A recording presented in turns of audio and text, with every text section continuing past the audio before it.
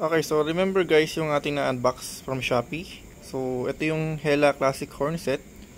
Value range niya, no? So, nakikita sa Honda Beat. And yung ating relay, which is the unboxing natin before. So, ito yung ating relay. Nakasama, no? Ayan. So, dito natin nilagay yung pinaka-low and then yung high niya sa baba or sa pinanggalingan ng stock. And then, ito yung naging wiring natin. So, and then, ito yung sa may fuse. Tapos dito rin tayo kumuha ng negative niya.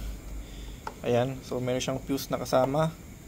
Dito yan. So, para sa ating relay. Pero ito guys, kailangan lang natin na lagyan ito ng plastic. Kasi just in case mabasa ito, ito ang unang kakalawangin at magkakaproblema tayo dito guys. So, make sure na kung sakali, lagyan natin ito ng plastic or cover natin na siya, no? For safety purposes na rin po natin.